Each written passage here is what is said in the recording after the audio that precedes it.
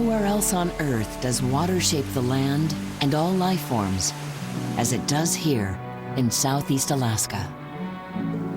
Ocean tides carve coastal beaches. Rainfall saturates alpine peat bogs. Waterfalls cut pathways in granite and fill deep fjords. Calving glaciers crumble and melt into rivers and streams. From spring's glacial melt to winter's freezing storms, immense amounts of water continuously move through the landscape, giving Southeast Alaska its vast beauty and rich bounty. This magical place is home to the Tongass National Forest, part of one of the largest temperate rainforests in the world. Here, plants, animals, and human cultures are all joined by nature's wide embrace.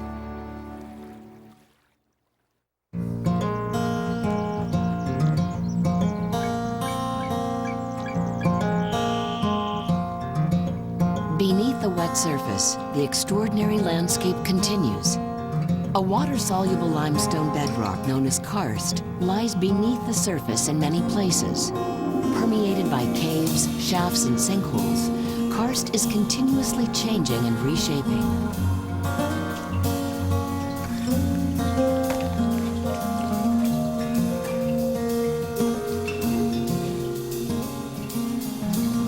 This spectacular underground world supplies the drainage that helps create some of the most impressive stands of trees within the landscape. Sitka spruce trees can reach an impressive 250 feet tall, and yellow cedars can live to be 1,500 years old. But the trees of the Tongass do more than grow tall and ancient. Trees provide year-round nesting places for birds and shelter for animals during winter storms. They keep rivers and streams intact, creating healthy habitats for fish. Trees help regulate our Earth's temperatures and clean the air that all living things depend upon.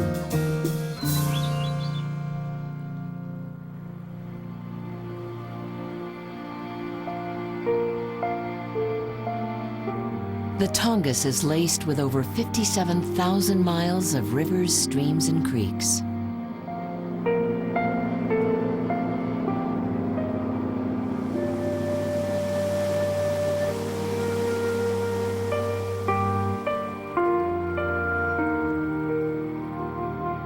Throughout these waterways, all 5 species of Pacific salmon are born here, migrate to the ocean, then return to their birthplace to deposit their eggs and die.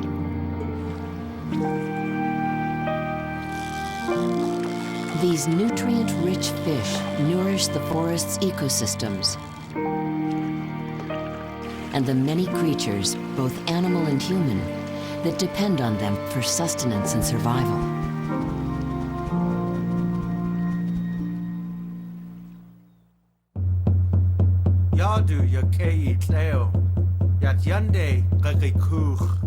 The Tlingit, Haida, and Tsimshian people all call the Tongass home. The first people, the Tlingit, call the forest Ha-Ani, our land.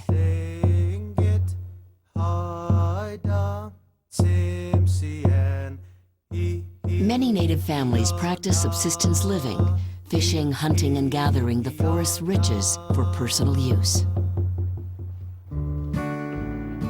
These traditional practices often take place on lands that have belonged to a native family since time immemorial. Oh, huge fish. I started doing this when my children were kids, because that's when I started learning it. This is an unusual way to do fish in Southeast Alaska. Okay, are you ready to go? King salmon made into strips. These are king salmon hits. Here's looking at you. Everyone's allowed to come to our camp. There's no discrimination here. It doesn't matter whether you're black, white, blue, green, or whatever color you want to be. We think it's important to share, not only with the native children, but with the non-native children. And we let the kids go ahead and cut it, because that's the only way they're going to learn. You put the knife right next to your finger, push down hard. It's always important to share with your elders. Good job. It just shows the respect that you have. And a lot of the elders crave this food that they had when they were younger. We appreciate you. Thank you. Everybody's helping and everyone's putting their love into the food. It's not something that you can buy in the store. It's something that takes days and sometimes weeks to prepare in the traditional method. And it's all for our elders, huh? Yeah. Because you know what? When they were kids, they did this for their elders. And now you're doing it for them. I kept asking my wife, when are we going to stop doing this? And I guess we probably won't. My children are all adults. They're having kids. And so I won't quit till I drop dead, I guess.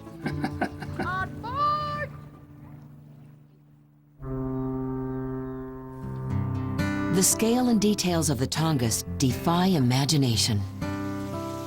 It's a place where rainfall can reach 300 inches a year. A place where it takes hundreds of years for snowflakes to compress into glacial ice, slowly flow downward, and melt into lush valley floors. A place where the collective coastline is over 14,000 miles, where more than 1,000 emerald green islands are scattered throughout the vast interconnected waterways known as the Inside Passage. This landscape, carved from the earth millions of years ago by grinding glaciers, continues to be shaped by the forces of nature. Though much of this place was once rock and ice, the Tongass has evolved into a land rich with flora and fauna.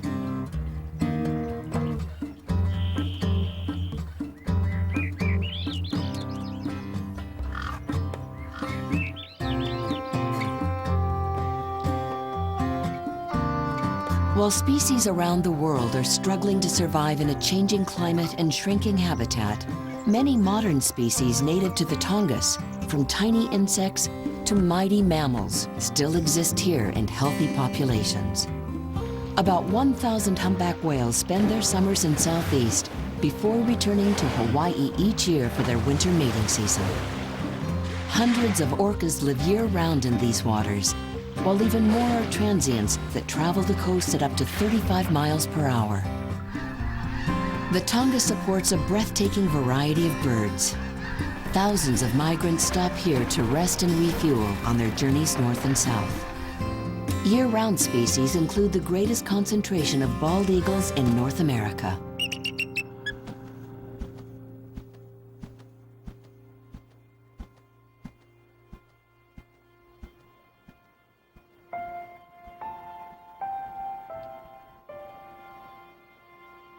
The Tongass is a working forest.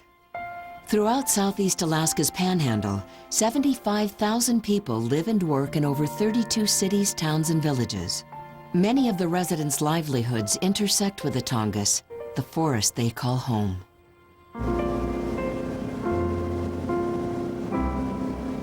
I'm fourth generation Alaskan, and my grandfather spent quite a bit of time fishing in this area and trapping, and my dad was a fisheries biologist and a game warden for this area.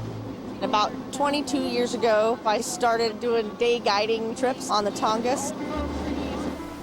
It's an awesome job to get to share this with people.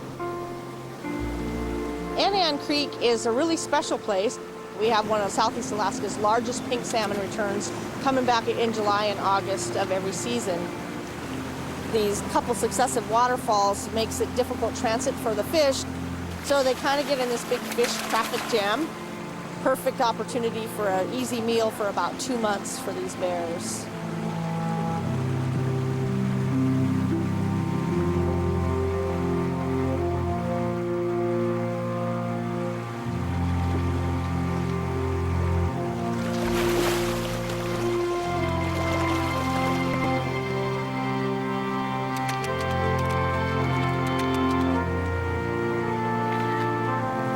This is one place I can bring people where I can virtually guarantee they'll be overwhelmed by the presence of bears.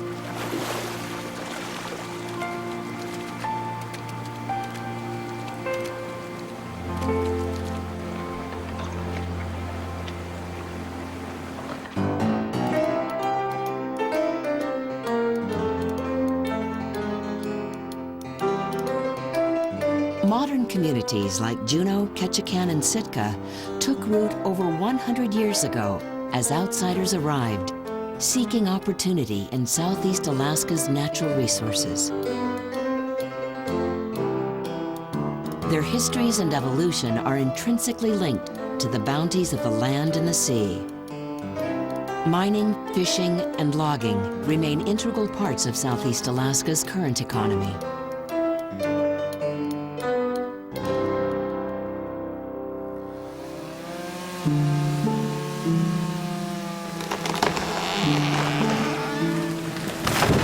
The hand of humans has at times been heavy in Southeast Alaska, extracting resources without fully understanding the impact on the intricate weave of all life that forms the Tongass tapestry. But the humans who are stewards of this land have evolved in their jobs as caretakers. Now they seek a shift in forest management practices that will log less old growth in favor of cutting young growth trees. This new approach will balance environmental sustainability along with the needs of the communities, plant, animal, and human, that live here. Many residents, both native and non-native, make their living by harvesting the forest.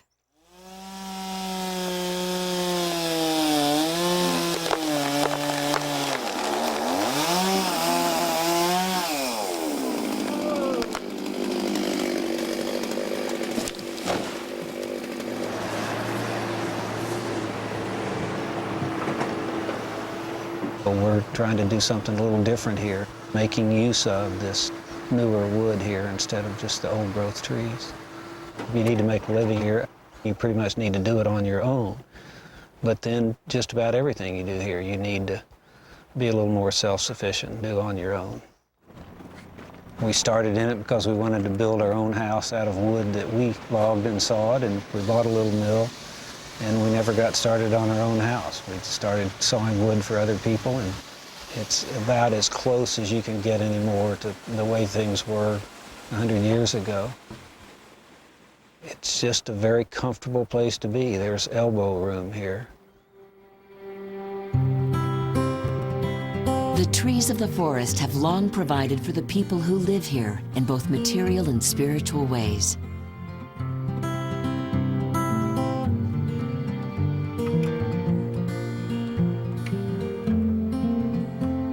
Totem poles are like an open storybook. These poles represent where all of us came from, all three of our villages, our clans, our clan stories, and that we still appreciate and respect our history and where we come from.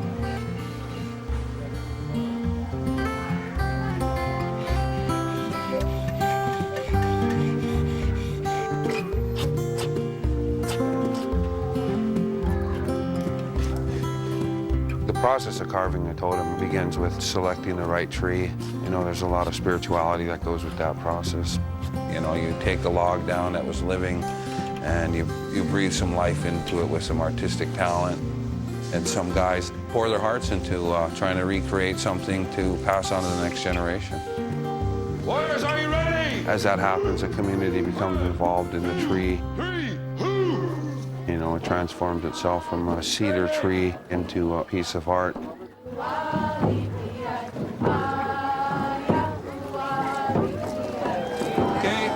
and we're gonna start walking that way with it. We're gonna pull this frame out, throw the blanket on there, and start walking this way. And you guys ready? Lift! Just on this end, there you go, lift, lift. The process ends today with the culmination of everybody joining in and raising that pole and focusing our energy on the specific job of getting that pole to stand. You guys, pull your whole stay line out. Nice and easy. Slow down. Booyah! This is what we pride ourselves on. We try to do things as big as we can, you know, and we want people to see what the Haida people are, and we want to share our culture and our pride with anybody who is willing to come and join us.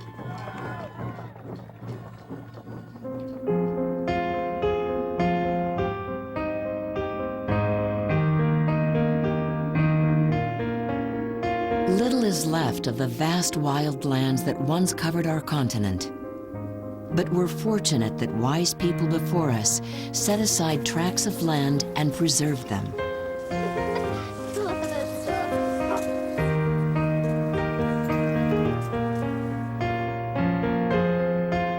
The Tongass National Forest is nearly 17 million acres of publicly owned land for all to explore and enjoy. a single forest that includes an astonishing variety of environments.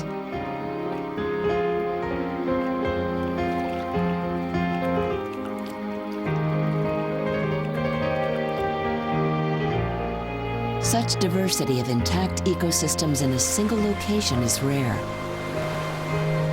except for here in the Tongass.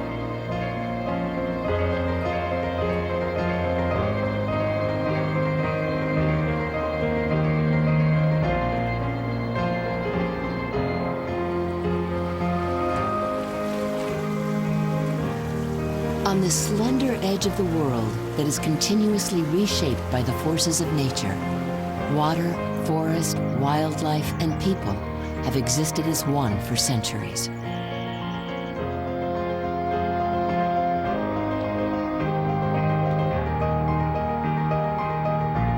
We are the keepers of the Tongass, a natural and cultural treasure to be cherished and conserved for generations to come.